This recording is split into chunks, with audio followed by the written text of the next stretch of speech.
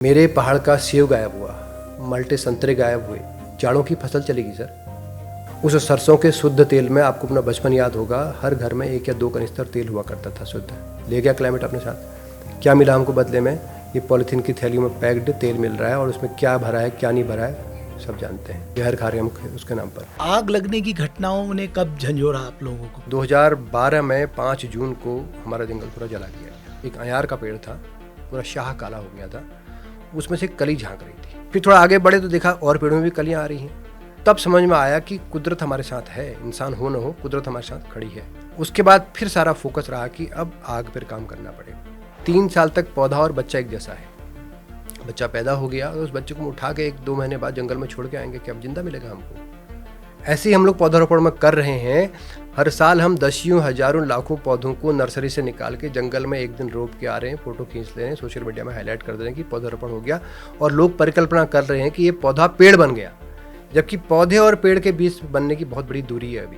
आपने वन अधिकारियों को कन्विंस कर लिया है कि पौधारोपण का ये नेक्सस नुकसानदेह है, इससे किसी को फायदा नहीं हो रहा है और ANR विधि एक विन विन सिचुएशन। जी, एज ए पॉलिसी वो ANR को नंबर 1 पे ला रहे हैं। घर में पौधा लगाइए चलेगा, आंगन में पौधा लगाइए चलेगा, पेड़ में बगीचे में पौधा लगाइए चलेगा, क्योंकि आप उसकी देखभाल कर सकते हैं।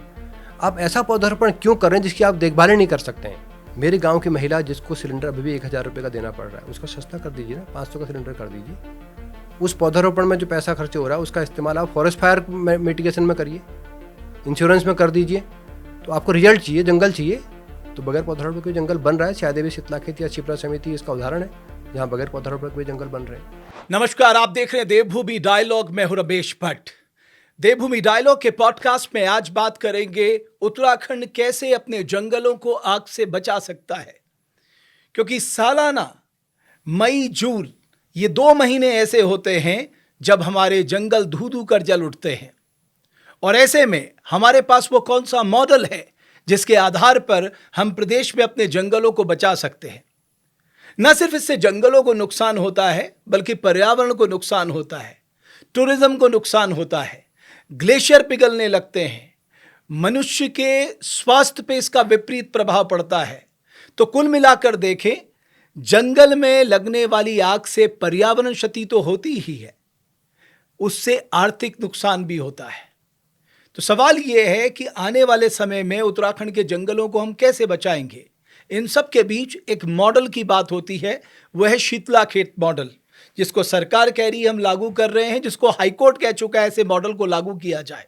तो क्या है शीतलाखेत मॉडल, क्या है इसके पीछे की कहानी और कैसे ये कोऑर्डिनेटेड वे में लोगों की सहभागिता से जंगलों को आग से बचाता है, उस पर बात करने के लिए आज हमने जंगल के दोस्त, ये एक संस्था है, गजेंद्र पाठक उसके सलाहकार हैं, जो बेसिकली जो ये शीतलाखेत मॉडल हैं उसके पायनियर भी मैं कहूँगा ये पूरा संस्थान है। बहुत धन्यवाद गजेंद्र पाठक जी। पहले तो आपका देवभूमि डायलॉग के पॉडकास्ट में थोड़ा सा इसके बैकग्राउंड के बारे में बताएं ना, कि ये जो आपने जंगल बचाओ जीवन बचाओ अभियान शुरू किया, एक ब्रीफ दीजिए इसके बैकग्राउंड के बारे में। धन्यवाद भट्ट जी, देवभूमि डायलॉग का बहुत बहुत धन्यवाद कि वो इस तरह के मुद्दों को लेके सरकार के सामने, समाज के सामने जा रही है। दरअसल इस जंगल बचाओ जीवन बचाओ अभियान की जो कहानी होती है 2003 से शुरू होती है। 2003 का एक दौर था कि जब अल्मोड़े को पानी की सप्लाई होती है कोसी नदी से, तो मई के महीने में वो अल्मोड़े में कोसी नदी सूख गई। इतनी सूख गई कि जो कोसी से अल्मोड़े को जो पानी लिफ्ट होता है वो पंप ने काम करना बंद कर दिया। 3 दिन तक अल्मोड़े को पानी की सप्लाई नहीं हुई। तो वही हाल मेरे इलाके के गाड़ गधेरों का भी हुआ, सारा का सारा पानी सूख गया। तो बड़ा मन विचलित हुआ कि हम किस दिशा में जा रहे हैं, कहाँ को समाज जा रहा है। तो हम लोगों ने मिलकर एक शायदेवी विकास मंच करके संस्था बनाई। उसमें गिरीश शर्मा जी, गणेश पाठक जी, हरीश बिष्ट जी, रमेश भंडारी जी और कई सारे मित्र हमारे थे, जिनको साथ लेके हमने एक शायदेवी 2003 में जंगल बचाओ पानी बचाओ के नारे से हम लोग स्टार्ट किया। और हमको लगा कि कहीं ना कहीं जंगल और पानी का एक रिश्ता है। पहले हम लोग सुना करते थे कि बांस के जंगल में पानी होता है या बांस के जंगल से पानी मिलता है। हमने देखा भी था बचपन में कि जहाँ जहाँ बांस के घने जंगल है वहाँ पानी अच्छा निकलता था। लेकिन अब परिदृश्य बदल चुका था। वो जंगल धीरे धीरे चीड़ के जंगल में कन्वर्ट हो रहे थे, लेकिन अभी जंगल हमारे पास सुरक्षित था। तो हम लोगों को लगा कि पहला काम ये करते हैं कि जंगल को नुकसान से बचाते हैं। उस वक्त आग एक समस्या नहीं थी, अब तो एक एनुअल प्रक्रिया हो गई है आग, लेकिन उस वक्त जंगल में आग समस्या नहीं थी, बल्कि लकड़ी के लिए, हल के लिए पेड़ कटते थे। तो हम लोगों ने एक शायद भी विकास मंच करके संस्था बनाई, और इस पूरे अभियान की जो एक की पॉइंट है हमारा जंगल बचाओ जीवन बचाओ का, कि वन विभाग शुरू से हमारे साथ रहा। अच्छा। हमने उनको शुरू से अपने साथ जोड़ा, या कहिए उन्होंने हमको उस दिशा में जोड़ा। उस वक्त रूप सिंह जी थे, रंजीत सिंह जी, 2 वनबीट अधिकारी वहाँ पर हुआ करते थे। तो मेरा मेडिकल स्टोर हुआ करता था वहाँ पर, तो वो लोग आते थे कई बार बात करने के लिए, यार ऐसा हो रहा वैसा हो रहा। तो उन्होंने कहा, पाठक जी चला इस पे भी काम करते हैं। तो हम लोगों ने अपने निकटवर्ती गांव जैसे धामस है, नौला है, मटीला है, सूरी है, गड़सारी है, बड्यूला है, खरकिया है, सल्ला रोतेला है, शाही देवी है, इनके महिलाओं से जाके बात की कि भैया ये जिस हिसाब से जंगल कट रहा है, तो 2003 में जो अल्मोड़े की कोसी के हाल हुए हैं, ये हमारा एक परमानेंट स्थिति बन जाएगी, तो हम जाएंगे कहाँ। तो महिलाओं ने उस बात को सुना, समझा, और इस तरह से जंगल बचाओ जीवन बचाओ अभियान की शुरुआत हुई। तो उसका इम्पैक्ट पड़ा, मतलब ग्राउंड में इम्पैक्ट पड़ा? बिल्कुल बिल्कुल सर। शुरुआती दौर में हर चीज़ का विरोध होता है। कोई भी आप नई चीज़ लाते हैं, नई इनोवेशन करते हैं, नई बात रखते हैं, तो विरोध होता है। खासकर पहाड़ में। पहाड़ में स्वाभाविक है। तो क्या हुआ, लोगों ने, बहुत सारी महिलाओं ने बात को समझा कि हाँ ये ठीक कह रहे हैं। लेकिन देखिए कितना, मतलब पर उस वक्त की मेहनत कितनी हमारी लगी है। गैस सिलेंडर्स नहीं थे, हम महिलाओं से कह रहे लकड़ी मत काटो, तो क्या काटे भैया। उसके बावजूद लोगों ने चौड़ी पत्ती पेड़ों को काटना धीरे धीरे करके कम किया, और 2007-8 में बड़ा टर्निंग पॉइंट तब आया जब इलाके की 10 गांव की महिलाओं ने शायद देवी मंदिर में इकट्ठा होकर कहा कि आज के बाद ये जंगल माँ का। अच्छा। सेक्रीफाइस देखिए आप, क्यों, आने वाली पीढ़ी के लिए हवा पानी बचाना है। तो वो एक टर्निंग पॉइंट था। उसके बाद धीरे धीरे करके जो जड़ें लकड़ी के लिए नुकसान होता था, बांज बुरांस होती, इस काबल का, कम होते होते नीचे चला गया। साथ में जो कुछ लोग बचे थे, तो मुझे कहना मैं अच्छा लगता है कि इस वक्त हम लोग अपनी दुकान छोड़ के, अपना काम छोड़ के जंगलों में गश्त किया करते थे वन विभाग के साथ। अच्छा। अगर कोई कच्ची लकड़ी काट रहा है, उसकी दराती छीननी है, उसको समझाना है, तो बड़ा विरोध भी झेला हमने। एक गांव तो हम गए थे, तो हमसे खुलेआम कह दिया गया कि दोबारा इस गांव में आओगे तो हाथ पांव काट के जाएंगे। तो उन्होंने कहा चलिए कोई बात नहीं। लेकिन फिर उसके बाद जब उस गाँव वालों को समझाया गया कि नहीं ये हम अपने लिए नहीं कर रहे हैं, लोगों ने कहा कि हम तो ये काम दादा परदादा से करते रहे, तुम होते कौन हो कहने वाले इस बात को। आज वो गांव सबसे बड़ा सपोर्टर है हमारा। अच्छा। तो वो जो 2007-8 की घटना थी, जब जंगल माँ शायद देवी को चढ़ाया गया, तो उसके बाद चीज़ें बदली। तो आप कह रहे हैं महिलाएं जो हैं इस पूरे मूवमेंट की रोल मॉडल रहीं? देखिए पूरे पहाड़ की आप देखिए, आर्थिकी देखिए, सामाजिक परिदृश्य देखिए, महिलाएं रोल मॉडल रही हैं, और वो रीढ़ की हड्डी रही हैं। और अभी भी अगर आप देखें, पहाड़ में पुरुष हैं कहाँ। कोई रोजगार की तलाश में बाहर गया है, कोई किसी काम से बाहर गया है, गाँव में महिलाएँ बसती हैं, और उनका पूरा जो जीवन है वो जंगल के इर्द गिर्द घूमता है। लेकिन वो तब तो हमारे पास गैस सिलेंडर जैसी व्यवस्था हाँ, थी नहीं। बिल्कुल। तो फिर उन्होंने अपने खाना बनाने के लिए क्या व्यवस्था देखिए फिर क्या हुआ तय कि केवल सूखी लकड़ी लाएंगे। अच्छा। जंगल में देखिए दोनों प्रकार की लकड़ियाँ हैं, सूखी भी हैं, कच्ची भी हैं। सूखी लकड़ी के लिए आपको मेहनत करनी पड़ेगी, आप नज़दीक में जाएंगे, दूर तक जाएंगे। दूसरा, उस वक्त हमने दूसरी महिलाओं को डाइवर्ट किया कि आप चीड़, जो उस वक्त बहुत ज़्यादा मात्रा में था, हमने कहा चीड़ का संतुलित दोहन करिए। अकेशिया एक प्रजाति है जो वीडर है एक तरह से, हमने कहा इसका दोहन करिए। तो महिलाओं ने धीरे धीरे करके, जो मुझे याद है बचपन में जिस सूरी गांव में पोस्टिंग मेरी हुई थी, तो उस रास्ते से जब मैं गुजरता था 2006-7 के दौरान में, तो रास्ते के किनारे कम से कम सैकड़ों ढेर लकड़ी के हुआ करते थे। और 2007-8 आते आते वो सैकड़ों ढेर बदल के दर्जनों में कन्वर्ट हो गए। अरे वाह। तो वहाँ से पूरी ये कहानी शुरू होती है जंगल बचाओ जीवन बचाओ अभियान की। और पूरी कहानी के 3 किरदार हैं। एक है शायद देवी विकास मंच, जो अब जंगल के दोस्त में कन्वर्ट हो चुका है।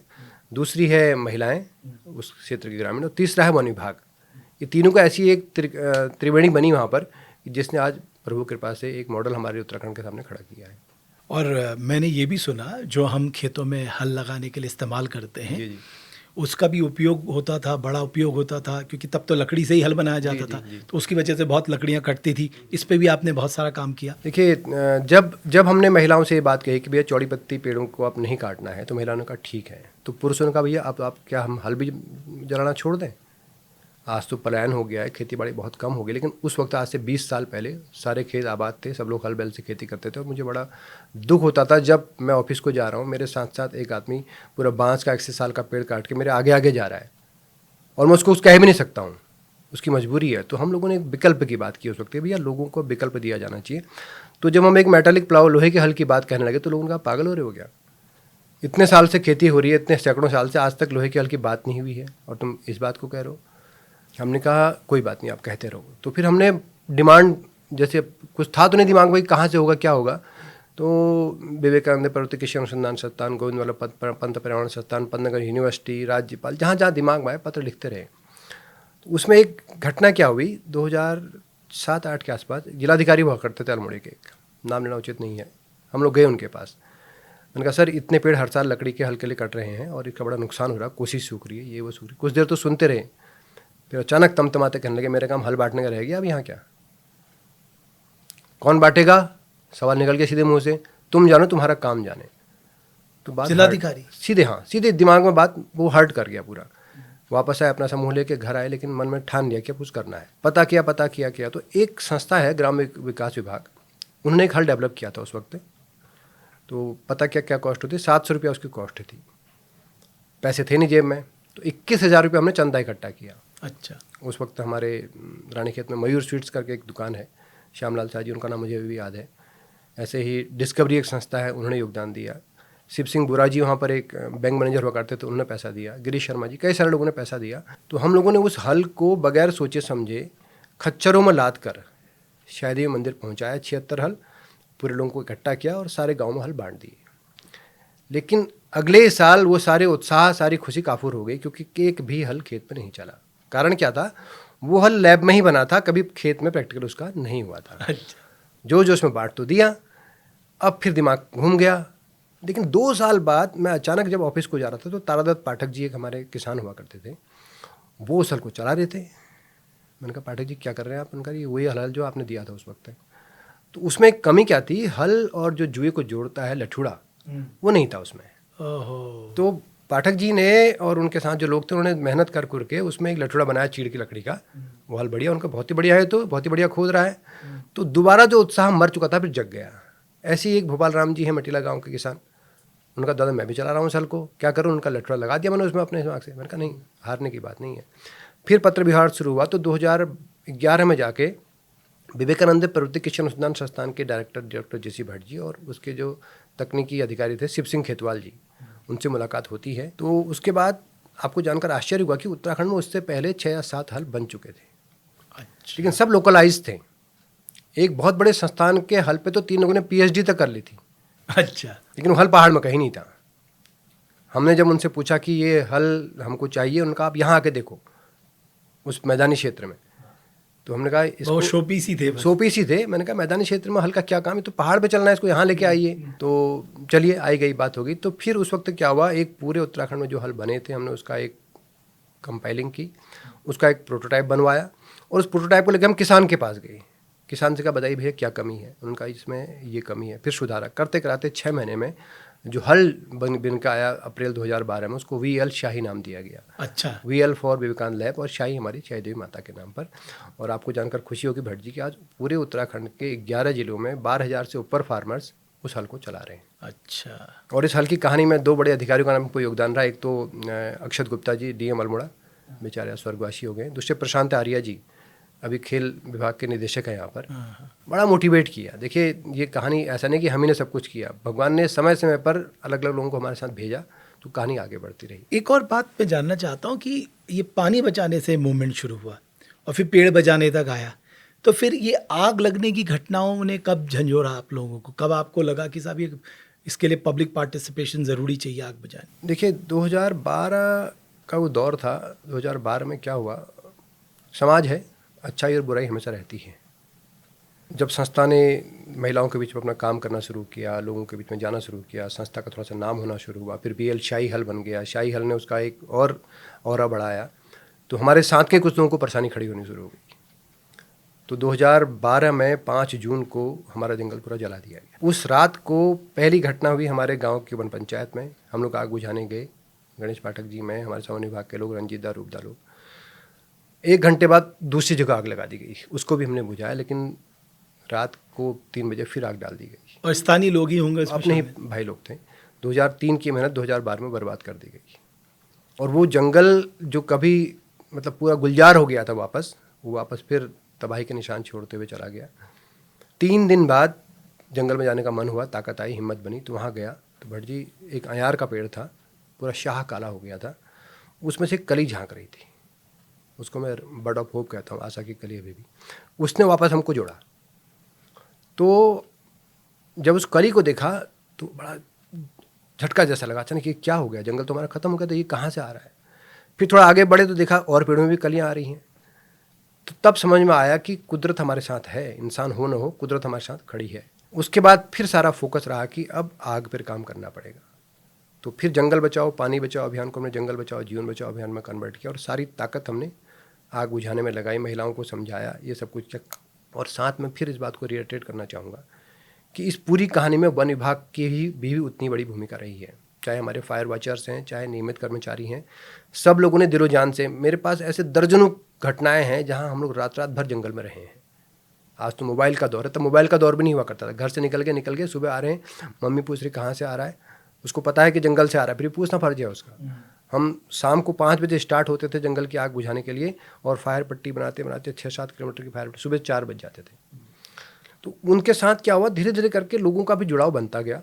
फिर हम लोग फॉरेस्ट फायर पे ही फोकस्ड हो गए, क्योंकि हमारा मानना फिर ये हो गया शुरू की एक पेड़ मैंने काट दिया, एक पेड़ आपने काट दिया, नुकसान है लेकिन बहुत बड़ा नुकसान नहीं। लेकिन एक अगर माचिस की तिली जल गई और उसने नुकसान कर दिया, फिर लाखों करोड़ों पेड़ पौधे जीव जंतु ये सब खत्म हो जा रहे हैं। तो आपने कहा ना एक उम्मीद की कली आपको नजर आई, तो इसी को एएनआर विधि कहते हैं। हाँ, ये जो आपने बहुत सही बात कही।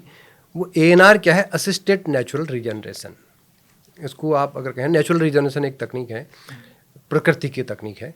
3 तरह से पौधा विकसित होता है। एक तो बीज से होता है, बीज अंकुरित होगा, नए पौधे को जन्म देगा। दूसरा है कटिंग से, जैसे गुलाब की कटिंग है या और चीज़ की कटिंग है। तीसरा है रूट स्टॉक, जड़ से जो पौधा निकल के आता है। और एक कुदरत ने सारे पौधों को ये ताकत दे रखी है। और उसमें आपको एग्जांपल देना चाहूँगा अपने साथियों को समझने के लिए। जैसे बिच्छू घास, सिसुण जिसको हम बोलते हैं, हर साल हम सिसुण को काटते हैं, जला देते हैं, वापस आ जाता है। वापस आ जाता है। कहाँ से आया? उसकी जड़ से आया। तो कुदरत ने शक्ति उसको रूट को दे रखी है। उसको दूसरे से एग्जाम्पल देने में, जाड़ों में सारे पेड़ों में पतझड़ हो जाता है, ताकत कहाँ चली जाती है?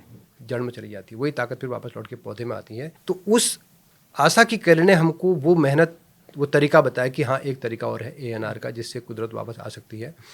और आपको जानकर खुशी होगी कि पूरे शीतलाखेत शायदेवी क्षेत्र में लगभग 1000 हेक्टेयर एरिया में, अब हम गिन नहीं सकते हैं, बाज बुरांस उतीस काफल अयार हब श्रब, ये वो सब निकल के वापस आ गया है बगैर किसी आदमी के लगाए, अपने आप। और मैं इस बात को और जोड़ना चाहूँगा कि हर साल हम लोग लाखों करोड़ों पौधे लगा रहे हैं, रिजल्ट्स नहीं आ रहे हैं। अगर उस पौधारोपण को हम रोक दें तो जो काम शायदेवी शीतलाखेत क्षेत्र में हुआ है पिछले 20 साल में, हम उत्तराखंड में 10 साल में हर पहाड़ी को गुलजार कर सकते हैं। उसमें एक ही कंडीशन ये है कि जहाँ पर अतीत में बांज बुरांस उतीस काफल के जंगल रहे हों, और आप भी जानते हैं इस बात को कि पहाड़ पहले से बांज बुरांस उतीस काफल का ही घर रहा है। चीड़ ने तो बाद में उसमें इंक्रोचमेंट किया, और चीड़ ने भी तब इंक्रोचमेंट किया है, दिमाग हो या ज़मीन, कोई चीज़ खाली नहीं रखती है। हमारे पास बांज बुरांस के जंगल थे, हमने काटे तो चीड़ आ गया है। और अब हम चीड़ को हटा रहे हैं, कि बात कर रहे हैं, हटा रहे हैं, तो अब कुरी और कालाबासा आ रही है। वो वीड जो है वो बहुत नुकसान दे रही है। वीड है, नुकसान है। दूसरी चीज़, कुदरत की प्रक्रिया है, कुदरत कोई स्थान खाली नहीं रखेगी अपनी जगह पर। तो एएनआर मेथड अब भविष्य की मेथड है, और मुझे बताते हुए खुशी भी है कि अब एज ए पॉलिसी उसको वन विभाग ने भी स्वीकार कर लिया है। और कई, मैं देख रहा हूँ कई युवा कर रहे हैं। घोड़ाखाल में आप देखिए, चंदन नयाल आप देखिए, मैं कई ऐसे युवा साथियों को जानता हूँ जो ये एएनआर विधि से कर बहुत रहे हैं। बढ़िया एग्जाम्पल है कि आपने, जगदीश नेगी जी हमारे हैं, छिपरा समिति के। हाँ, जगदीश नेगी जी भी शुरू में पौधारोपण के समर्थक थे, बहुत अच्छा उन्होंने पौधारोपण पर काम भी किया। लेकिन जब 2-3 साल बाद देखा कि भैया, मैं इसको थोड़ा सा और विस्तार करना चाहूँगा। एक पौधा आपने आंगन में लगाया, अपने खेत में लगाया, आप उसको देखभाल कर सकते हैं, निराई गुड़ाई भी करेंगे, देखभाल भी करेंगे। दूसरी चीज़ को ऐसे समझने की आवश्यकता है कि 3 साल तक पौधा और बच्चा एक जैसा है। बच्चा पैदा हो गया, उस बच्चे को हम उठा के 1-2 महीने बाद जंगल में छोड़ के आएंगे कि अब जिंदा मिलेगा हमको? ऐसे ही हम लोग पौधारोपण में कर रहे हैं। हर साल हम दसियों हजारों लाखों पौधों को नर्सरी से निकाल के जंगल में एक दिन रोप के आ रहे हैं, फोटो खींच ले रहे हैं, सोशल मीडिया में हाईलाइट कर दे रहे हैं कि पौधारोपण हो गया, और लोग परिकल्पना कर रहे हैं कि ये पौधा पेड़ बन गया। जबकि पौधे और पेड़ के बीच बनने की बहुत बड़ी दूरी है अभी। उसको कम से कम 3 साल 4 साल तक निराई गुड़ाई, खाद पानी चाहिए, जैसे इको टास्क फोर्स में होता है। इको टास्क फोर्स अपवाद स्वरूप संस्था है जहाँ टारगेटेड प्लांटेशन होता है। एक आदमी को जिम्मेदारी दी जाती है कि आप 10,000 पौधे बनाओगे, गड्ढे खोदोगे, उनको तैयार करोगे, पेड़ होने तक उनकी देखभाल करोगे। लेकिन इसके बरक्स बाकी और जगह देखिए आप, पौधारोपण केवल 1 दिन की कहानी होती है। लोग गए, भीड़ में गए और पौधारोपण करके घर को वापस आ गए। उसका नतीजा क्या होता है कि पौधारोपण सब फेल हो जाता है। लेकिन जो काम शायदेवी शीतलाखेत में हुआ है, वो काम शिप्रा समिति ने भवाली क्षेत्र में, और एक डेविड हैं कोई कौसानी में, मिस्टर डेविड बड़ा नाम है, वहाँ पर अनासक्ति आश्रम में रहते हैं, वो भी बता रहे थे कि हमने भी एएनआर पे ही काम करना शुरू किया है। और मैं फिर विनम्रतापूर्वक कहना चाहूँगा इस पॉडकास्ट के माध्यम से हमारे उत्तराखंड के उन लोगों से जो पर्यावरण लोग पे काम करें, जो पौधारोपण की पैरवी करते हैं, थोड़ा सा ईमानदारी से आप लोग मूल्यांकन करिए कि पिछले 25 सालों में हम लोग 25 करोड़ से ऊपर पौधे रोप चुके हैं। कितने बचे होंगे? बहुत बड़ा प्रश्न चिन्ह है इस बचे होंगे पे। कितना पैसा खर्च किया होगा उसे रोकने में? पैसा, ऊर्जा, समय सब लगाया है आपने, और नतीजा क्या मिला आपको, परिणाम क्या मिला आपको? तो हम तो इस बात को ओपनली मांग करते हैं कि अब समय आ गया है, हमें पौधारोपण की समीक्षा करनी चाहिए। घर में पौधा लगाइए चलेगा, आंगन में पौधा लगाइए चलेगा, पेड़ में, बगीचे में पौधा लगाइए चलेगा, क्योंकि आप उसकी देखभाल कर सकते हैं। आप ऐसा पौधारोपण क्यों कर रहे हैं जिसकी आप देखभाल ही नहीं कर सकते हैं? क्यों ना उस पैसे को रोक के जो पौधारोपण में खर्च हो रहा है, मेरे गांव की महिला जिसको सिलेंडर अभी भी 1,000 रुपये का देना पड़ रहा है, उसका सस्ता कर दीजिए ना, 500 का सिलेंडर कर दीजिए। उस पौधारोपण में जो पैसा खर्च हो रहा है उसका इस्तेमाल आप फॉरेस्ट फायर मिटिगेशन में करिए, इंश्योरेंस में कर दीजिए। तो आपको रिजल्ट चाहिए, जंगल चाहिए, तो बगैर पौधारोपण के जंगल बन रहा है। शायद भी शीतलाखेत या शिप्रा समिति इसका उदाहरण है, जहाँ बगैर पौधारोपण के जंगल बन रहे हैं, और ये उत्तराखंड में रेप्लिकेट हो सकता है। बहुत आसान चीज़ है सर, कुछ नहीं, आप फॉरेस्ट फायर पर काम करिए, लोगों का इंक्रोचमेंट कम करिए, जंगल आपस तो आपने इन अधिकारियों को कैसे कन्विंस किया? तो बड़े रिजिड होते हैं। देखिए, काम बोलता है। शुरू में जब हमने इस तरह की बातें कही तो लोगों को बड़ा आश्चर्य हुआ कि जंगल अपने आप कैसे उगता है। जब लोग आके देखना शुरू हुआ, एक बार देखा, 2 बार देखा, तो हमारे डीएफओ साहब वो करते हैं महात्म यादव जी, अभी 2018 में आए। बड़ा अच्छा योगदान है उनका शायद शीतलाखेत मॉडल को हाईलाइट करने में और उसमें मेहनत करने में। तो वो एक कहते थे कि the more I see you the more I love you. अच्छा।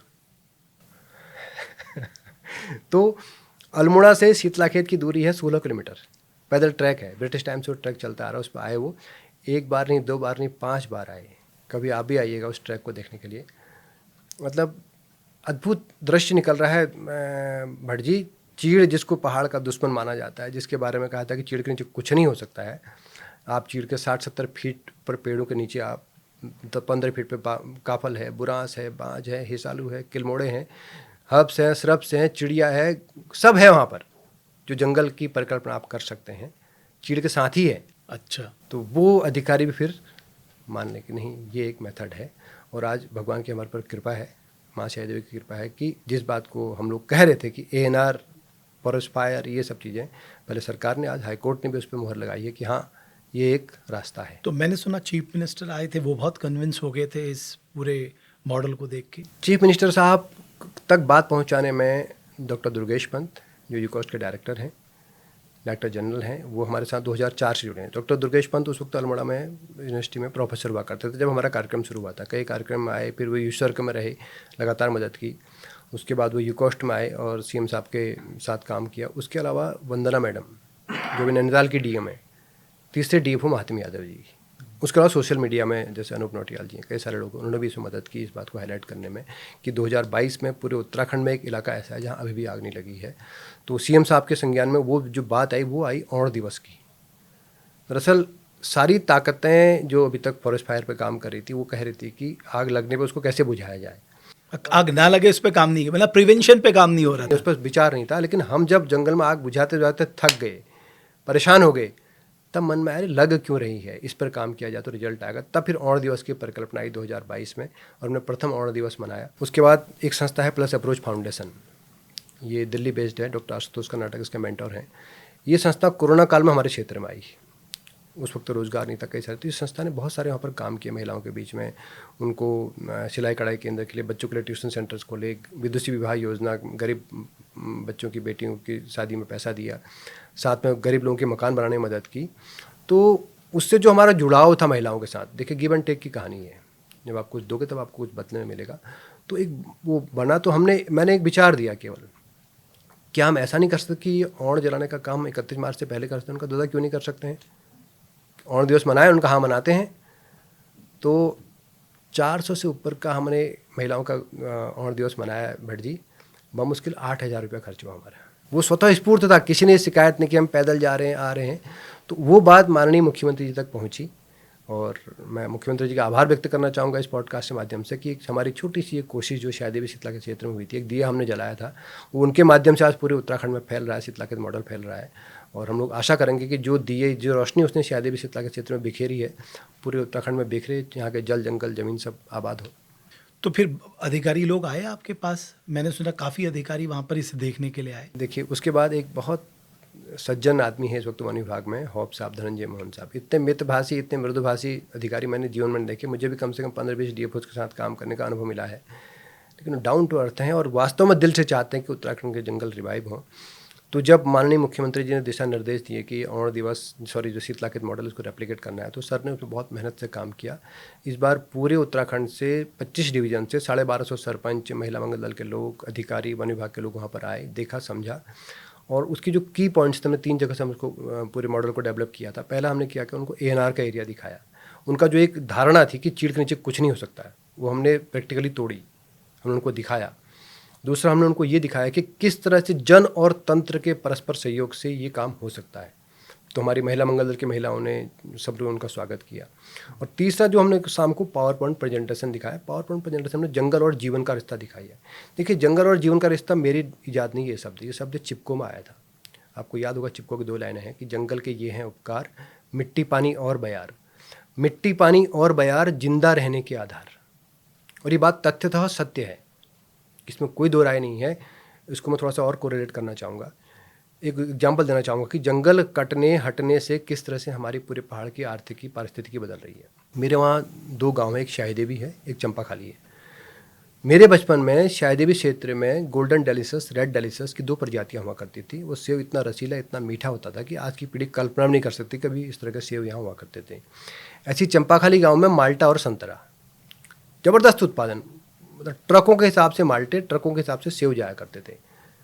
लेकिन उस सेव को होने के लिए एक सर्टेन टेम्परेचर चाहिए, 0 to 5 डिग्री का चिलिंग टेम्परेचर। उसको 1400 घंटे अगर बर्फ़ मिलेगी, नमी मिलेगी, तो चिलिंग टेम्परेचर आएगा, तो सेव की वो प्रजातियाँ विकसित होंगी और उस क्लाइमेट में ही वो सेव सर्वाइव कर पाएगा। ऐसे ही चंपाखाली के माल्टे की कहानी है, इतना रसीला, इतना मीठा, इतना संतरा कहीं नहीं था। तो ज्यों-ज्यों जंगल कटे, बांज बुनास के जंगल कटे, वो बर्फ़ गई, वो चिलिंग टेम्परेचर गया, अपने साथ सेव भी ले गया, वो माल्टा भी ले गया, वो संतरा भी ले गया। ऐसा ही पूरे पहाड़ में हुआ है। आप देखिए, चौबट्टी का बगीचा देखिए, आप कहाँ रह गया वो सेव, बिल्कुल, जिसके लिए पूरा विश्व विख्यात है। रामगढ़ के सेव का वो स्वाद, वो रसीलापन, वो गुणवत्ता खत्म हो गई है। ऐसे ही आपको भटजी याद होगा, एक लॉन्ग क्रीपर आलू हुआ करता था, शिमला आलू, बिल्कुल, बहुत अलग, मतलब कहाँ हो रहा है, अब मिलता ही कहाँ है। अनिर्वचनीय उसका स्वाद हुआ करता था। और उसको आप मतलब तुलना नहीं कर सकता कोई आदमी। इतना बड़ा लंबा आलू, उसको आप सिंपली उबाल के आप खाइए, 2 आलू से आपका पूरा पेट भर जाएगा, कुछ ज़रूरत नहीं है आपको। वो शिमला आलू भी एक क्लाइमेट चाहता है। वो क्लाइमेट कहाँ गया, वो जंगल अपने साथ ले गए। तो जंगल के बारे में जो बात कहेगी कि जंगल के क्या है उपकार, मिट्टी पानी और बयार। अब पानी की बात हम लोग करते हैं। आज तो चाल खाल गड्ढे का कॉन्सेप्ट आ गया कि चाल खाल गड्ढे बनाओ। बट जी, ये काम कुदरत पहले से करती आ रही है, सैकड़ों हजारों लाखों साल से। किसी चाल खाल गड्ढे की ज़रूरत नहीं पड़ी। आज क्यों पड़ गई ज़रूरत? इसलिए पड़ गई क्योंकि जो हर साल पेड़ से पत्तियां सूखती थी, सड़ती थी, गिरती थी, एक ह्यूमस की लेयर बिछ जाती थी जंगल में। 1 साल, 2 साल, 3 साल, 4 साल, 5 साल में इतनी मोटी हो गई। उसके बाद उसके नीचे देखिए, उस ह्यूमस की लेयर के नीचे क्या चल रहा है?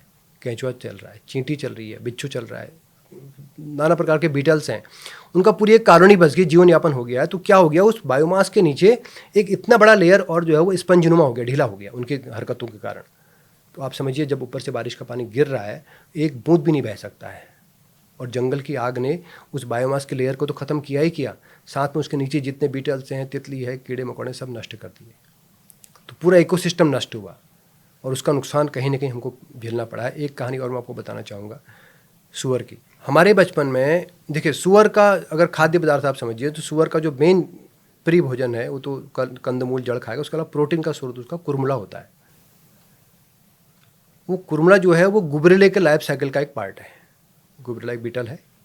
अब गुबरेले कहाँ गए उसको समझने की आवश्यकता है। हमारे बचपन में क्या होता था, 80 के दशक में पीले रंग के बल्ब हुआ करता था। बरसात के वक्त में सैकड़ों की संख्या में गुबरेले दीवार में चिपके रहते थे। अगर आप याद करें बचपन में अपना, बरसात के टाइम में गुबरेला कीड़ा दीवारों में चिपका रहता था सैकड़ों की संख्या में। आज अब 2025 की बात करिए तो गुबरेला कीड़ा दिख ही नहीं रहा आपको।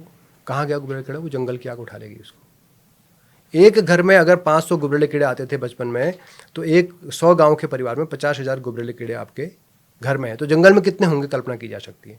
तो सूअर को जंगल से गाँव आने की जरूरत ही नहीं पड़ी। एक बार जंगल में आग लगी, गुबरेले खत्म, 2-3 सालों में सारी उनकी बीज खत्म। अब वो सूअर जो घरों में आ रहा है, आप देखिए क्या खोद रहा है, मिट्टी के ढेर खोद रहा है, गोबर के ढेर खोद रहा है। क्या ढूंढ रहा है? उसी कुरमुला को ढूंढ रहा है जो शायद उसको प्राप्य था। तो जंगल के जलने और जंगल के कटने से जीवन को बहुत जगह फर्क पड़ा। ये बात हमने पीपीटी के माध्यम से सारे ग्रुप्स को समझाई। जितने ग्रुप्स को लोग आए, हम लोग ये नहीं बता रहे कि जंगल क्यों बचाने में, जंगल आपको अपने लिए बचाने हैं, एक चीज़। और दूसरी चीज़, उस पूरे शायदेवी शीतला के क्षेत्र में हमने एक ओनरशिप की भावना डेवलप की है कि जंगल हमारे हैं और हमको ही बचाने हैं। ये नारा है हमारा कि जंगल हमारे हैं और हमको ही बचाने कोई नहीं आएगा। और हमारे क्यों हैं? घास के लिए, पिरूल के लिए, छिलका के लिए, लकड़ी के लिए, गुलिया के लिए, धुंदार के लिए, बासा के लिए, हवा के लिए, पानी के लिए। जब जंगल हमारा है, आग लगती तो डिपार्टमेंट का कैसे हो गया?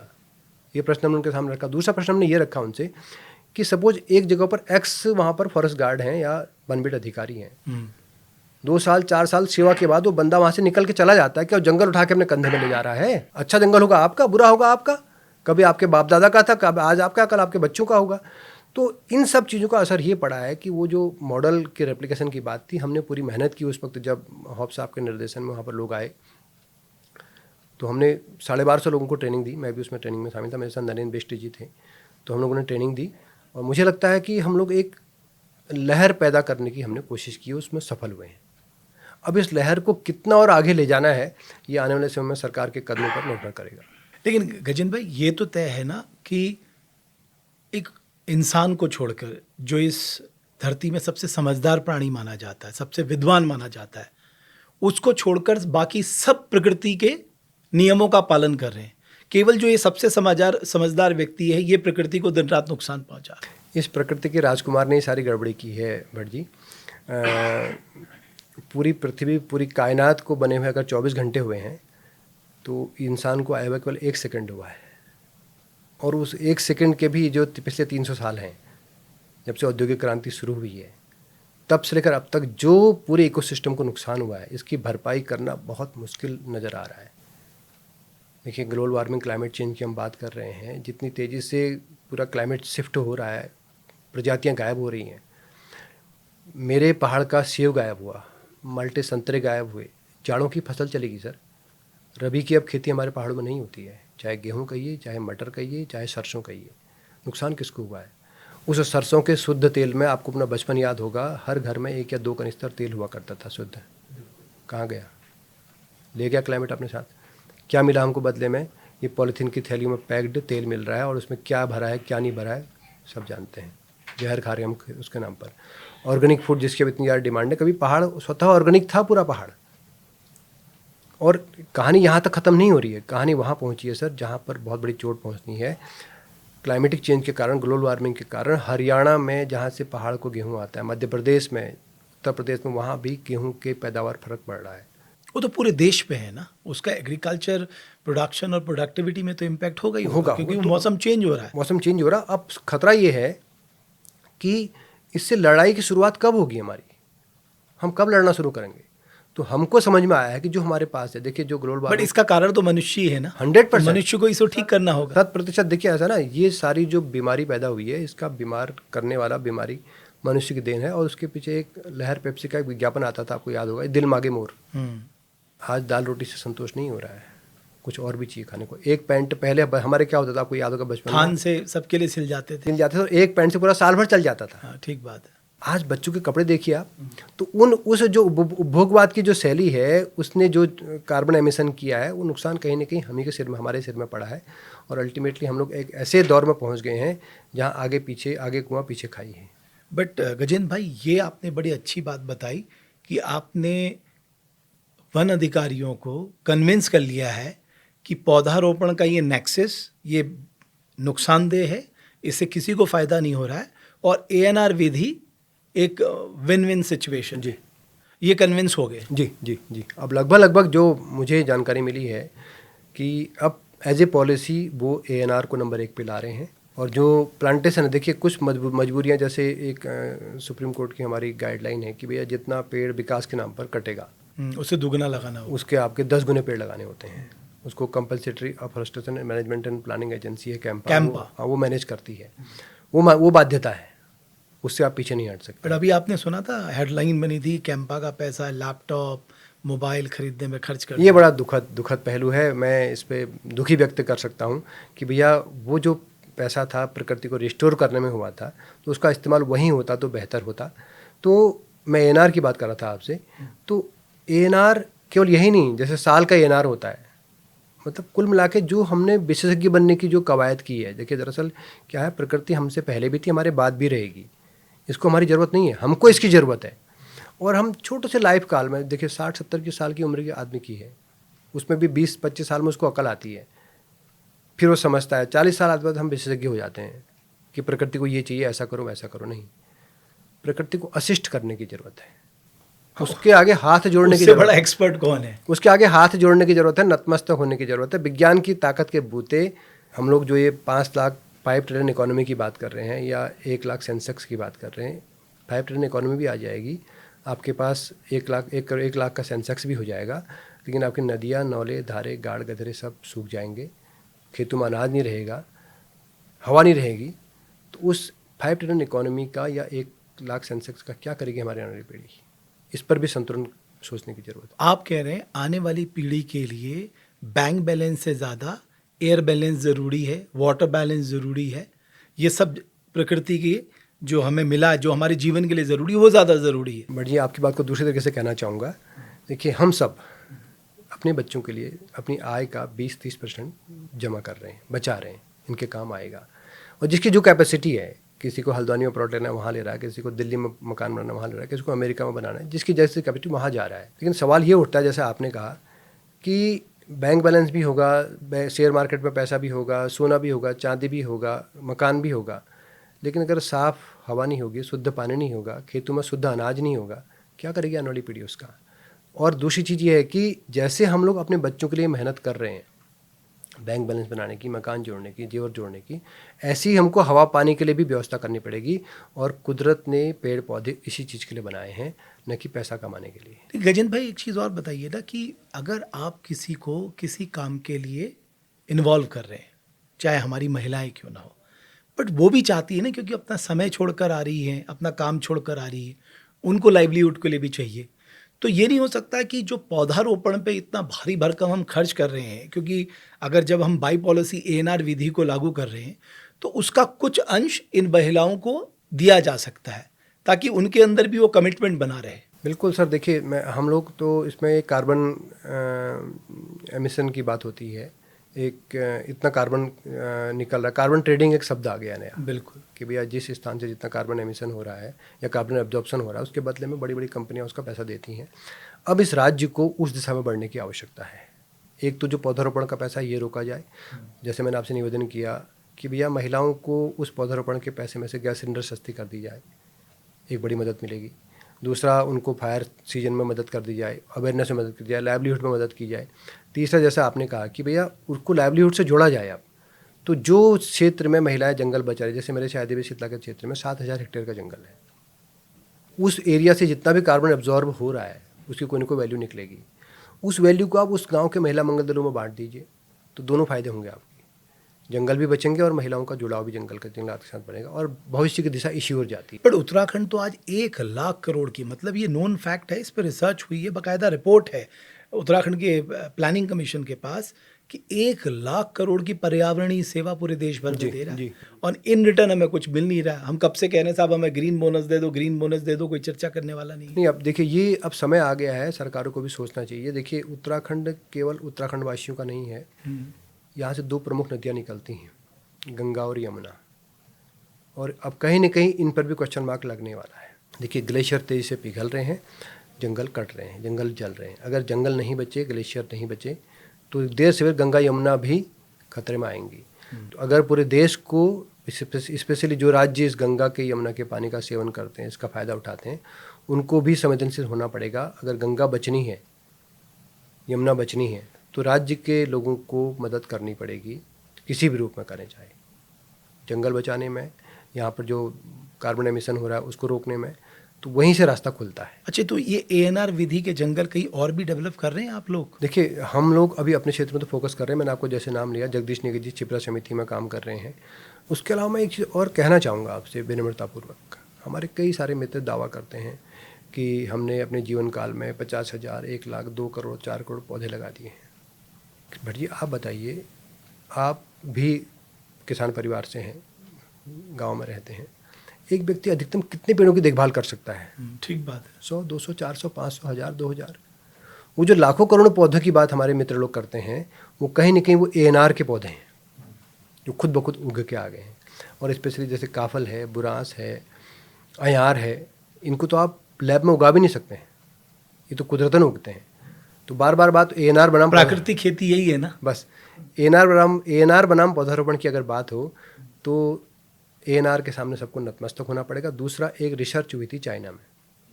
देखिए, जंगल के कुछ इकोलॉजिकल सर्विसेज हैं, जंगल से हमको पारिस्थितिकी सेवाएं मिलती हैं। वो सेवाओं का मूल्यांकन अगर हम करें 4 बिंदु पर होता है। सबसे पहले वो सरफेस रन ऑफ कितना घटता है, मतलब बारिश का पानी कितना ज़मीन के अंदर जाता है, कितना बेकार बह जाता है। दूसरा है सॉइल इरोजन कितना कम होता है।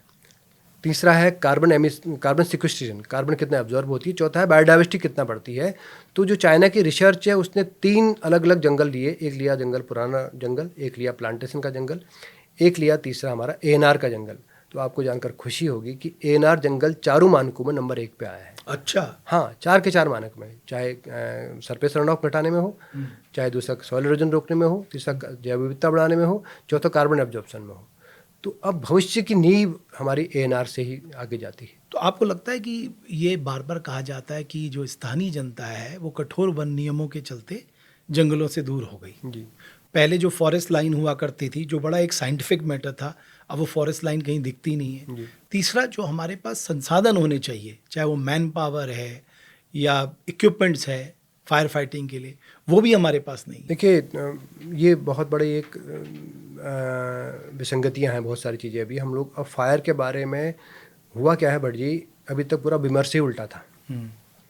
अभी तक आम धारणा थी कि चीड़ जंगल में आग लगाता है। लेकिन चीड़ एक कारण तो है आग लगने का ना।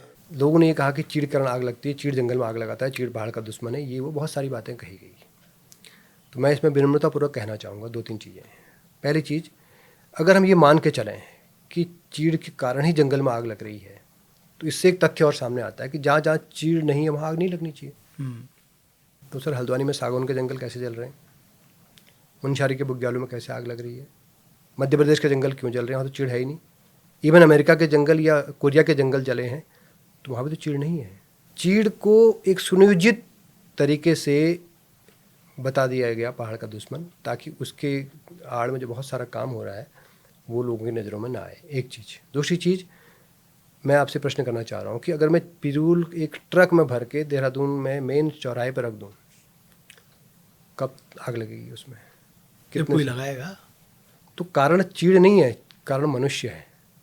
और जब जंगल में आग लगती है भट्ट जी, मैंने 15 सेकंड में, केवल 15 सेकंड में बांस के हरे पेड़ को काला होते हुए देखा है। चीड़ के पेड़ सेकंडों में जलते हैं, हरे पेड़। जब आग जलती है, स्टार्ट होती है, उसके बाद वो ये नहीं देखती मैं क्या जला रही हूँ, वो सभी को बराबर भाव से जलाती है। चाहे पिरूल हो, चाहे घास हो, चाहे बांस के पत्ती हो, चाहे कोई और प्रजाति हो, उसको बायोमास चाहिए जलने के लिए, ईंधन चाहिए। वो चीड़ को पिरूल को डिफ्रेंशिएट नहीं करती है। एक चीज़। अब जो लोग कहते हैं कि चीड़ को पहाड़ से हटाओ, चीड़ को जंगल से हटाओ, तब जंगल बच जाएंगे, मेरा प्रश्न है भट्ट जी, पूरे उत्तराखंड में पशुपालन पशुचारण ना के बराबर हो गया है। अब तो जंगलों में घास ही घास है। कल को लोग कहेंगे घास भी हटाओ, परसों फिर वो कहेंगे दूसरी प्रजाति भी हटाओ। तो चीड़ हटाओ, घास हटाओ, ये हटाओ, वो हटाओ से पहले हम कब कहेंगे कि आदमी को रोको? यही काम शायदेवी सीता के क्षेत्र में हुआ है। हमने कहा नहीं, और दिवस की जो हमारी परंपरा है वो इसका एक सिग्निफिकेंस है कि भैया ना, उन हरकतों को रोको जिस कारण जंगल में आग लग रही है। तो इसके लिए कठोर कानून चाहिए, आपको लग रहा है? बिल्कुल बिल्कुल। देखिए, डेटरेंट के तौर पे जो काम करें, सख्ती करनी पड़ेगी। देखिए ये समय इस तरह का आ गया है कि आदमी गुटके में बाहर से लगा होता है कि इसको खाने से आपको कैंसर हो जाएगा, फिर भी खा रहा है। बाइक में लोग बगैर हेलमेट के दौड़ रहे हैं, पता है कि अगर एक्सीडेंट हो गया तो सर फट जाएगा, फिर भी दौड़ रहे हैं, क्योंकि अब केयरलेस समाज आ गया है, कोई चिंता नहीं है। तो ऐसे में कानून की ज़रूरत है। और मुझे आपको बताते हुए खुशी होगी कि सरकार ने हमारी डिमांड पे, हमारे रिक्वेस्ट पे, हमारे काम को देखते हुए एक शासनादेश जारी कर दिया है कि अब 31 मार्च के बाद औण आड़ा केड़ा नहीं जलेगा। क्यों नहीं जलेगा? क्योंकि अप्रैल, मई और जून ये 3 महीने ऐसे महीने हैं जब हवाएं तेज चलती हैं, जब पतझड़ होता है, चाहे चीड़ है चाहे बाज है, और तीसरा है गर्मी बढ़ जाती है, नमी भी कम हो जाती है, नमी ना के बराबर हो जाती है। ये तीनों कारक जो है जंगल में आग लगाने में सहायक हैं। तो इनको अगर मद्देनजर रखते हुए हम और आड़ा कीड़ा को समयबद्ध कर सकें, मैं तो बल्कि इवन फरवरी में ही समाप्त करने के चक्कर में हूँ, क्योंकि फिर अब जो परिदृश्य बन रहा है धीरे धीरे करके। अब एक चीज़ मैं आपसे माध्यम से और जोड़ना चाहूँगा कि अतीत में क्या था, जाड़ों में बर्फ़ भी गिरती थी, बारिश भी होती थी, तो खेतों में नमी रहती थी। अगर औड़ जला भी दिया तो आग जंगल तक नहीं जाती थी। अब तो जनवरी में ही जंगल जल जा रहे हैं। इसे रोकने की आवश्यकता है, डेटरेंट की आवश्यकता बिल्कुल है। और एक बार वो आदत में शुमार हो गया तो इसका फ़ायदा, अभी जनता को थोड़ा कष्ट होगा, थोड़ा परेशानी होगी, लेकिन इसका फ़ायदा अल्टीमेटली उन्हीं को मिलने वाला है, क्योंकि जंगल बचेंगे तो नौले धारे गाड़े गधेरे बचेंगे। जंगल बचेंगे तो बंदर, शुअर, लंगूर देर से देर फिर वापस जाएंगे। उनका प्राकृतिक आवास फिर जंगल ही है, और जंगल बचेंगे तो ये पूरी जो आज समस्या है कार्बन की, वो भी कहीं ना कहीं कम होगी। तो एक और बात जो मैं आपसे जानना चाहता हूँ कि अगर फॉरेस्ट डिपार्टमेंट, पब्लिक पार्टिसिपेशन, महिला मंगल दल, अगर ये सब मिलके काम करते हैं, तो आप कह रहे हैं कि हम उत्तराखंड में फॉरेस्ट फायर को बहुत मिनिमाइज रूप में नीचे ला सकते हैं। 100%। देखिए, मैं फिर कहना चाह रहा हूँ कि जंगल में आग अपने आप कहीं नहीं लगती है। 100% मामलों में कोई न कोई मानवीय हस्तक्षेप होता है, जो माचिस जलाता है, लाइटर जलाता है। अब जब हमको ये पता है कि मानवीय हस्तक्षेप से आग लग रही है, तो आदमी तो पढ़ा लिखा है, बुद्धिमान है, उसको समझाया जा सकता है। और एक बार समझाना शुरू हो गया, अपवाद स्वरूप अच्छाई बुराई चलती रहेगी, कुछ लोगों को छोड़ दें, तो 90 से लेकर 95% फॉरेस्ट फायर के केसेस को रोक सकते हैं। अब बचता है 5 या 10%, उसमें हमने एक कॉन्सेप्ट दिया है गोल्डन आवर का। ओके। गोल्डन आवर क्या कहता है? जैसे मेडिकल साइंस में एक टर्म है गोल्डन आवर का, कि रोड साइड एक्सीडेंट हो गया, कार्डियक अरेस्ट हो गया, ब्रेन हेमरेज किसी को हो गया, उसको अगर आप अस्पताल ले जाएं घंटे भर के अंदर, तो बच सकता है। तो यहाँ पर भी गोल्डन आवर की अवधारणा ये है कि अगर जंगल में आग लगते ही किसी ने देख लिया है और तुरंत आग बुझाने 2 लोग भी जाएं, ये हमारा स्टूडियो है, आग पहले 10 मिनट तक इस स्टूडियो की परिधि में ही होगी, इससे बाहर नहीं जाती है। मतलब आप कह रहे हैं रिस्पॉन्स टाइम बहुत कम करना रिस्पॉन्स पड़ेगा, टाइम हमने घटा जैसे हम दिया है। डिजास्टर पे करते हैं। जी जी। बिकॉज क्या है ना, आग लगने का केवल वही असर नहीं है, उसका टूरिज्म जो हमारा लाइफ लाइन है उस पर असर पड़ता है, हमारे ग्लेशियर पिघलते हैं, हमारे स्वास्थ्य में उसका विपरीत असर पड़ता है। मतलब उसके मल्टीपल कॉन्सिक्वेंसेस देखने को मिल रहे हैं। और सिर्फ काम एक करना है कि अगर हम कमिटेड हो जाए अपने जंगलों को लेकर, जो आपने कहा कि भाई जंगल बचाओ, जीवन बचाओ, जंगल हमारे, हमको बचाने हैं, तो फिर ये प्रॉब्लम सॉल्व हो सकती है। 100%। मतलब केवल सरकार पे आप भरोसा मत रखिए, सरकार के जिम्मे मत छोड़िए, आप अपना कंट्रीब्यूशन देने के लिए भी तैयार रहें। बट जी, इसमें थोड़ा आंकड़ों की बात मैं आपसे कहना चाहूँगा। उत्तराखंड में 38 लाख हेक्टेयर क्षेत्र में वन है। 38 लाख हेक्टेयर। 38 लाख हेक्टेयर में वन है। इसको बुझाने वाले कितने लोग हैं? 2 या 2.5 हज़ार वन बिट अधिकारी, 2.5-3 हज़ार फायर वॉचर्स। क्या ये 5,000 लोग 38 लाख हेक्टेयर वन क्षेत्र को सुरक्षित कर सकते हैं? बिल्कुल नहीं कर सकते। कभी नहीं कर सकते हैं। और हम कितने लोग नए रख लेंगे ज़्यादा से ज़्यादा? क्या कर लेंगे सर? ये तो एक इस तरह की स्थिति है, जैसे अगर हम कहें कि सबको अपराध करने की छूट है, कोई बम फोड़े, कोई कुछ करे, ये सारी पुलिस फोर्स या सारी सेना कम पड़ जाएगी। तो ऐसे ही फॉरेस्ट फायर के क्षेत्र में भी है। आप उन ताकतों को, उन लोगों को, चाहे जाने अनजाने जो भी गलतियां कर रहे हैं, 1 बार 2 बार 3 बार 4 बार समझाएं, तो सर हम अपने जंगलों को, जैसे हम लोगों ने प्रयास किया जन और तंत्र के सहयोग से, शायद भी सित्ता के क्षेत्र में इतने लंबे समय से आग से बचा के रखा है। आग लगती है, ऐसा नहीं कि आग नहीं लगती है, हम जाते हैं, बुझाते हैं। अभी भी इस साल भी 2 घटनाएं हुई हैं, और गोल्डन आवर में हमने कंट्रोल किए हैं। विदिन हाफ एन आवर हमने उनको कंट्रोल किया है, आग लगते ही पहुंचे हैं। और एक नया कॉन्सेप्ट हमने और दिया है भट्ट जी, फायर पट्टी का। अच्छा, फायर पट्टी बना। हाँ, जैसे अभी आपने फायर लाइन की बात कही ना, कि फायर लाइन नहीं बनती है। वैज्ञानिक भाषा में फायर लाइन वो क्षेत्र है जहाँ, जिसको हम वृक्ष रहित, वनस्पति रहित कर देते हैं। 100 फीट, 150 फीट मैदानों में 100 फीट, यहाँ पहाड़ में 70 फीट, 80 फीट, पूरी एरिया को वृक्ष रहित कर दिया जाता है। वो फायर लाइन कही जाती है वैज्ञानिक शब्दावली में। लेकिन अगर आप अल्मोड़ा जनपद की बात करें, अभी फायर लाइन पे सर्वे हुआ था सुप्रीम कोर्ट के आदेश के बाद, कि भैया आप फायर लाइन बनाइए, तो अल्मोड़े में 90,000 पेड़ कट रहे हैं। 90,000 केवल अल्मोड़े में कट रहे हैं। अब आप कल्पना करिए पूरे उत्तराखंड में कितने पेड़ कटेंगे फायर लाइन बनाने में। तो हमने एक नया कॉन्सेप्ट दिया है फायर पट्टी का। अच्छा, आपको वृक्ष हटाने की जरूरत नहीं है। हम कर क्या रहे हैं फायर पट्टी में, एक पर्टिकुलर एरिया को, जहाँ हमको लगता है कि अब आग यहाँ से आ सकती है, 50, 60, 70 फीट एरिया को चौड़ाई में, और बाकी लंबाई जितनी ज़रूरत है, हम उसको बायोमास रहित कर रहे हैं। ओके। कंट्रोल्ड वे में धीरे धीरे करके आग लगा के जाड़ों में ही, जनवरी फरवरी में उसको बायोमास से रहित कर दिया। तो फ़ायदा क्या होगा?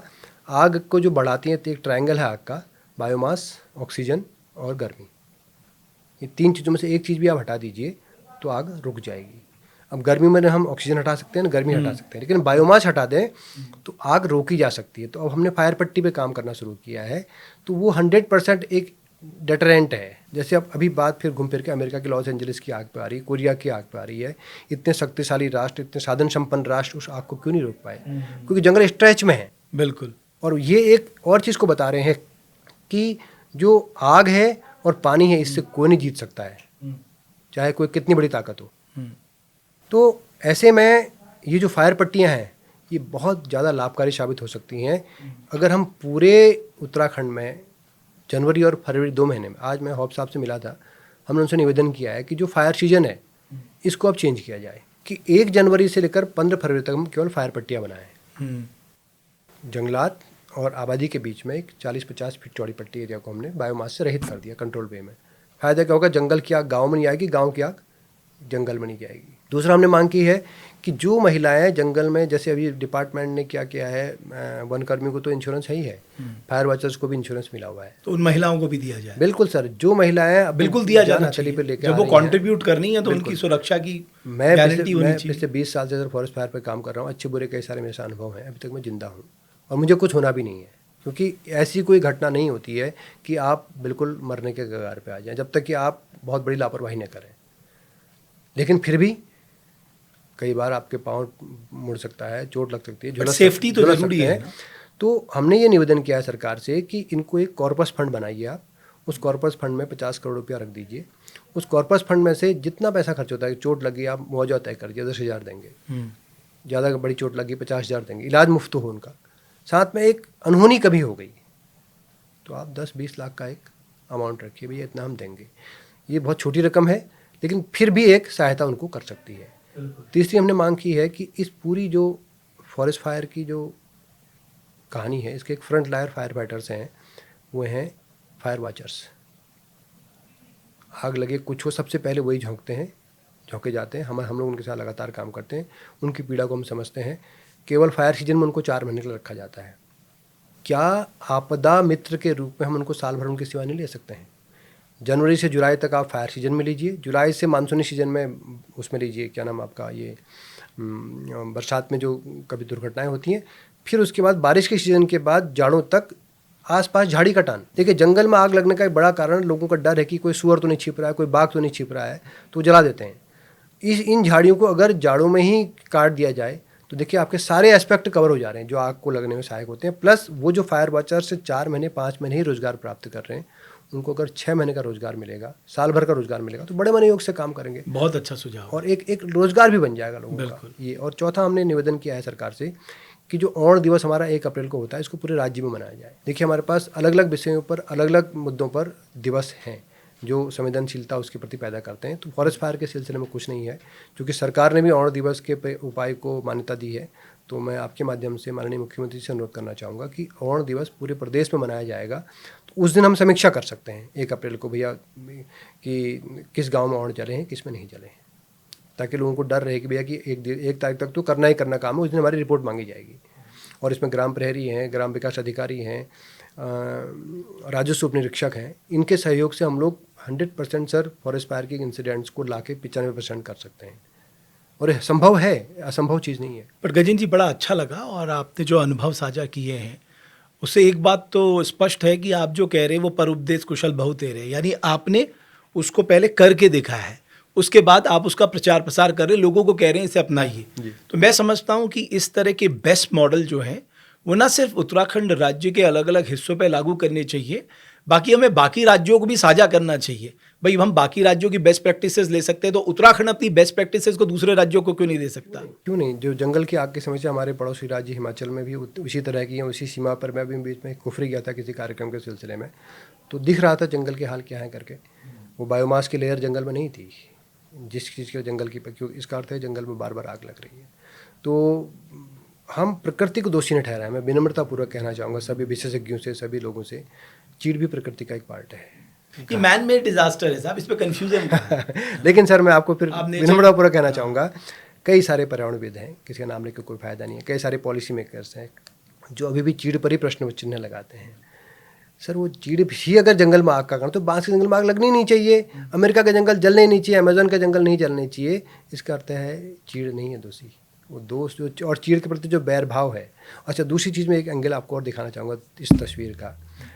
एक कहा जा रहा है क्लाइमेट रेजिलिएंट, एक शब्द आ रहा है कि आने वाले समय में क्लाइमेट रेजिलिएंट क्रॉप्स होनी चाहिए, क्लाइमेट रेजिलिएंट भोजन होना चाहिए। सर, चीड़ के बराबर क्लाइमेट रेजिलिएंट पेड़ बताइए आप। अच्छा, कैसे? कैसी विपरीत परिस्थितियाँ हो, चट्टान कहिए, दक्षिण ढाल कहिए, उत्तरी ढाल कहिए, पूर्वी कहिए, पश्चिमी कहिए, चोटी कहिए, नीचे कहिए, हर जगह उग जाता है। खूब एक पौधे में 10,000 से ऊपर बीज देने की क्षमता होती है। 100 ठीटे होते हैं, 100 ठीटों में 100 बीज, तो 10,000 बीज। तीसरी चीज़, जंगल में आग लगने के बाद देखिए आप, लगभग 30-40 फीट तो पूरा वो ठोस होता है, ब्रांचेज होती नहीं है। अधिकांश केसों में आग उसको टच ही नहीं करती है, वो तो अपना हरा भरा ही रहता है। और पूरे उत्तराखंड राज्य में हर साल 14 लाख टन पिरूल की पत्तियां इकट्ठा होती हैं। ये कार्बन है सर, जिसको वो खींच रहा है वायुमंडल से। तस्वीर का अलग अलग पहलू है, देखने का नज़रिया है, और उसको बेवजह बदनाम किया गया है। और चीड़ अंग्रेज नहीं लाए, चीड़ यहाँ पहले से ही था। ये भी पौड़ी में ब्रिटिश टाइम पे वर्किंग प्लान बना करते थे, अभी भी बनते हैं। हर 10 साल में वर्किंग प्लान बनता है फॉरेस्ट डिपार्टमेंट का कि अगले आने वाले 10 साल में हम क्या करेंगे। तो 1800 के आसपास एक वर्किंग प्लान है पौड़ी का। तो वहाँ पर एक पेड़ काटा गया चीड़ का, उसकी आयु थी 370 साल। अब पीछे जाइए सर 1500 के आसपास कि अंग्रेज आ गए थे भारत में। 1757 में जब प्लासी का युद्ध होता है तब क्लाइव आया था यहाँ पर। तो चीड़ तो उससे पहले से ही था यहाँ पर, और ये एक उसको कुदरत ने दे रखा है सर। और देखिए चीड़ का रास्ता किसने तैयार किया, इसको समझने की आवश्यकता है। 1950 में एक कुविचार हमारे पॉलिसी मेकर्स के दिमाग में आया कि बांज, बुरांस, उतीस, काफले के जंगल से हमको पैसा नहीं मिल रहा है। ऐसा करते हैं इन जंगलों को काट के इसके जगह वो प्रजातियाँ उगाते हैं जिनसे हमको पैसा मिले। तो ये चिपको आंदोलन जो शुरू हुआ सर, वो जंगलों की नीलामी के खिलाफ हुआ था। उस नीलामी को शुरुआत कराया था उस वक्त के पॉलिसी मेकर्स ने। तो उस वक्त सारे जंगल कटे। जब जंगल हटे, जंगल कटे, तो नीचे का बायोमास का लेयर खत्म हुआ, तो चीड़ को फैलने का मौका मिल गया। और अब हम क्या कर रहे हैं, चीड़ को हटाने की बात कर रहे हैं। लेकिन एक जो बड़ा खतरा मंडरा रहा है, आप चीड़ हटाएंगे तो कुरी और काला मासा पूरे पहाड़ में बिछ ही भी पाएंगे, क्योंकि उनका प्रसार की जो क्षमता है वो चीड़ से बहुत ज़्यादा है।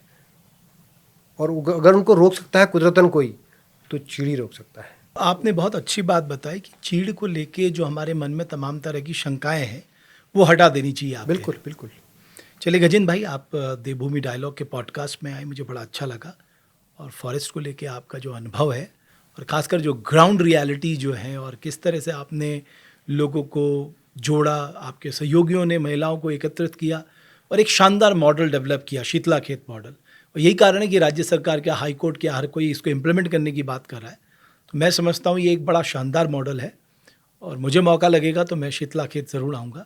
बड़ी जी, आपका स्वागत है। और आपको मैं बताना चाहूँगा, शीतला के क्षेत्र में हजारों की संख्या में काफल के पेड़ हैं। आपको पेड़ पे चढ़ने की जरूरत नहीं है, ऐसे लेटे लेटे आप खा सकते हैं।